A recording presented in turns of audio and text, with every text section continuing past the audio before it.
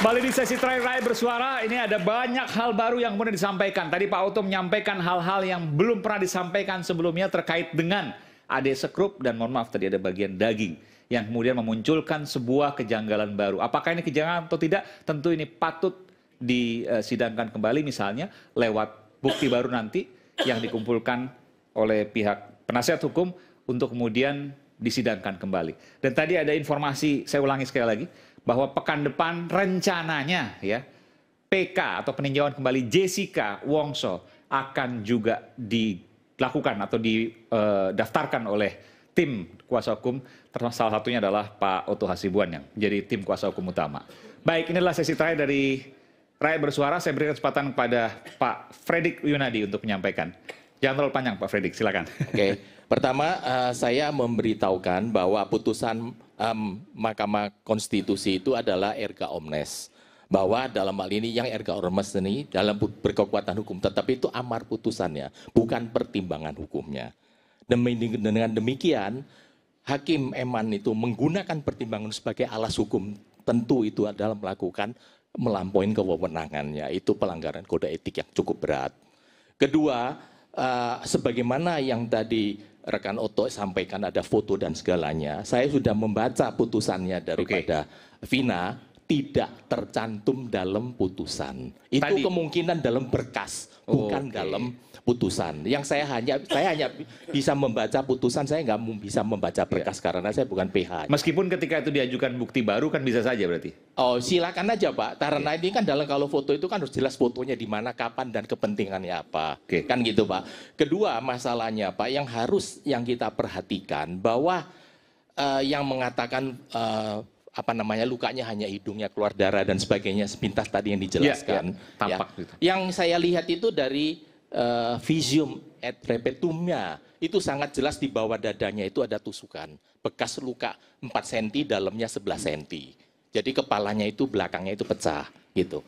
Itu kan visium yang kita lihat Pak. Kalau kita sidang kan kita lihat visium Pak. Bukan setiap orang ngambil foto itu bisa sebagai bukti Pak. Barang bukti itu kan tidak sederhana itu. Namun tidak melepaskan kemungkinan Pak bisa diajukan sebagai bukti yang baru Pak. Silakan aja Pak. Saya tidak akan mengkomentaran ini Pak. Terus kedua Pak, yang dalam hal ini Pak saya mengatakan mengapa dalam hal ini contohnya Pak ya.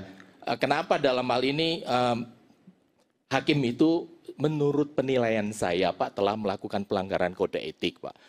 Karena dalam waktu sidang Pak, seharusnya itu kan hakim itu kan dengan namanya asas hukum kita, kan namanya actori incumbet probadio Pak. Itu siapa yang mengajukan permohonan itu kan harus membuktikan, tapi ini berbalik Pak. Jadi seolah-olah itu termohon itu yang diminta membuktikan Pak. Ini sudah melanggar bertabrakan dengan asas hukum kita. Dan jangan lupa Pak, hakim ini Pak ya, dia itu lupa bahwa kita ini adalah negara Eropa kontinental Pak. Kita berlaku hukum positif Pak. Hakim itu tidak bisa menabrak atau membuat undang-undang sendiri Pak. Pembuat undang-undang itu hanya DPR dan Presiden Pak. Hakim tidak bisa Pak. Pasal 5 dari Undang Kekuasaan Kehakiman itu Pak, tidak ada satu penjelasan yang mengatakan hakim diberi wewenang untuk membuat undang-undang Pak. Tapi hakim bisa memutuskan. Ya, maksudnya apa?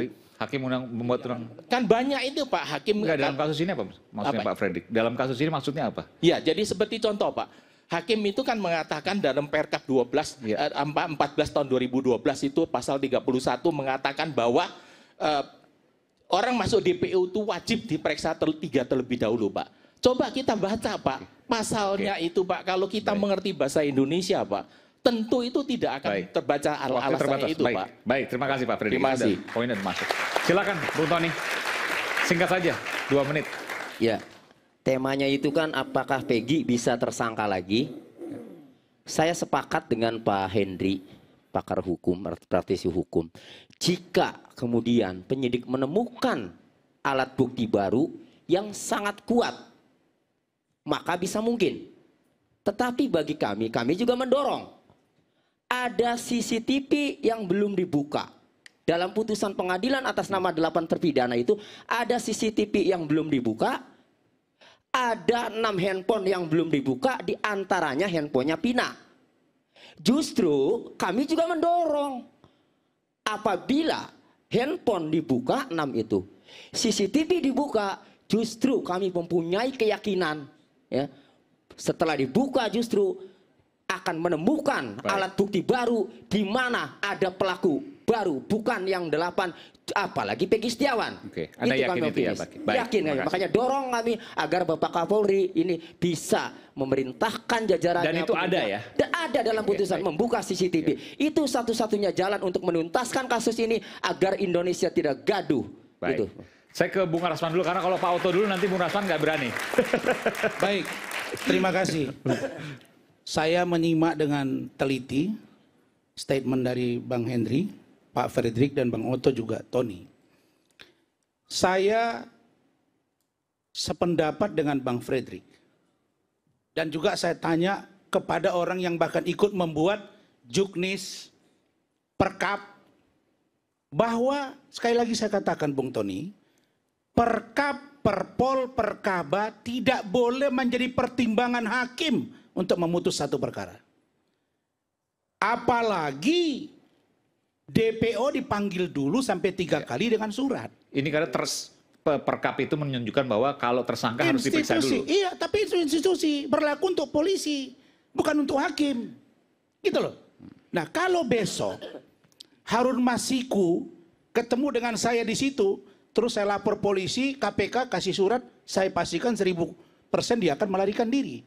Ini nabrak undang-undang yang menurut saya sangat serius sesuai dengan aturan hukum yang berlaku.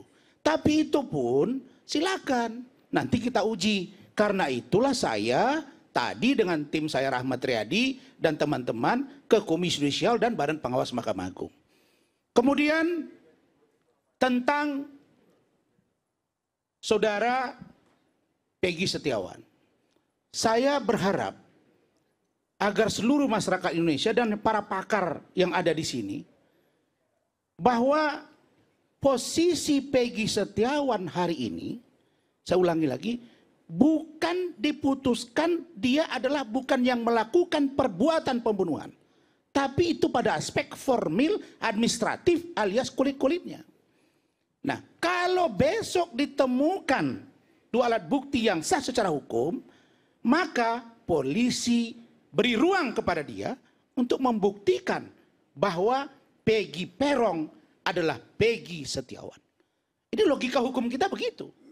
Nah, karena itu saya setelah mencermati begitu sengkarutnya persoalan kasus Peggy Setiawan dan almarhumah Vina ini, dan Eki, saya jawab begini Bang Oto. Saya ini kebetulan dipercaya jadi pengacaranya Suroto. Suroto itu Bang Henry, Bang Fredrik, adalah orang pertama yang menemukan almarhumah Vina dan Eki di flyover Talun. Singkat saja Bung Rasman, karena waktu terbatas. Iya, jadi saya percepat. Di situ Bang, ketika ditemukan, memang dia saksikan sendiri dan dia yang membawa ke rumah sakit bersama 2 polisi, memang mukanya hancur, kemudian celana dalamnya itu memang melorot Bang. Ini fakta dan itu disampaikannya kepada polisi, dan ketika rekonstruksi Suroto itu dibawa oleh penyidik dan 3 orang pelaku tertangkap, mereka menunjukkan jadi pemerkosaan, pembunuhan itu dilakukan di kebun kosong, bukan di flyover. Setelah mereka perkosa, mereka bunuh, dan mereka menunjukkan ini ada balok yang kami gunakan untuk memukul Eki dan saudara atau almarhumah Vina. Jadi itu, nah yang terakhir, saya mohon maaf sebesar-besarnya kepada para netizen. Karena saya sudah hampir 2 bulan dibully Bang Oto, Bang Henry. Mohon maaf, saya dengan keluarga sudah rapat dan tim. Saya nggak bisa toleransi ketika saya masih hidup dibilang mati. Ketika muka saya disamakan dengan babi. Ada juga Bang dengan babi Bang. Ketika saya bicara disamakan dengan monyet. Ketika muka saya disamakan dengan kodok.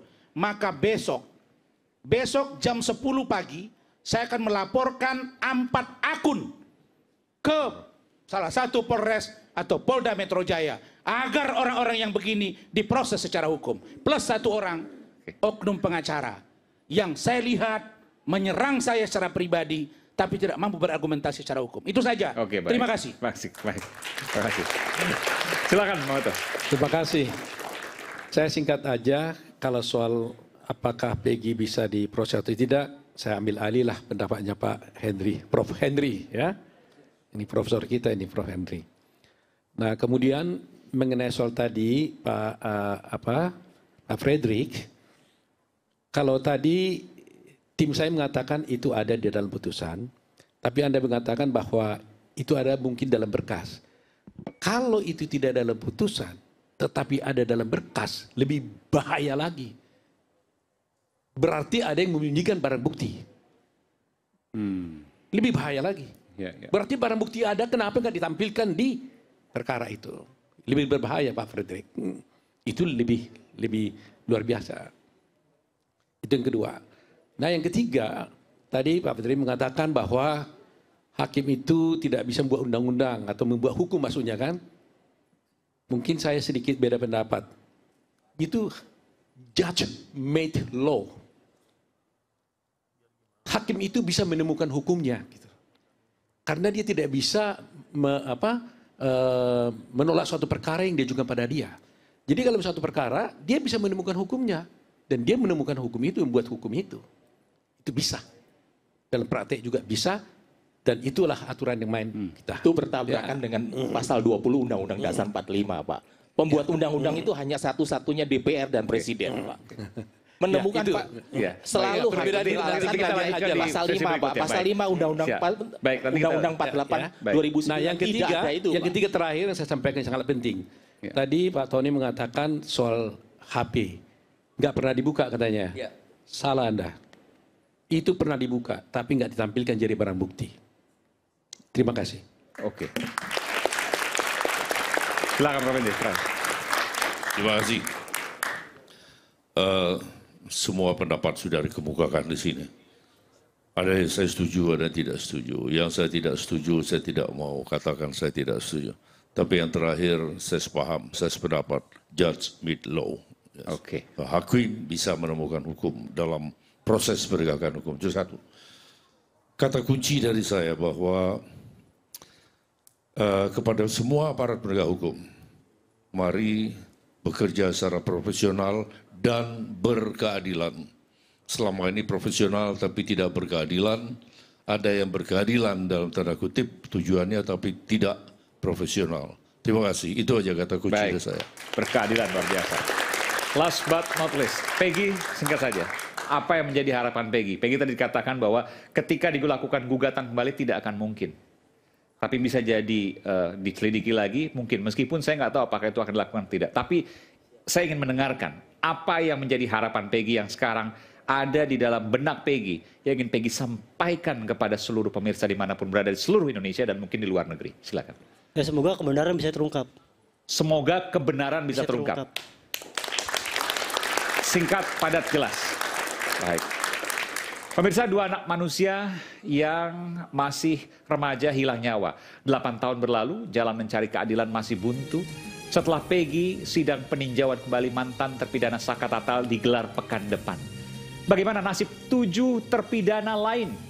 Jalan cerita kasus Vina tampaknya masih panjang. Dan juga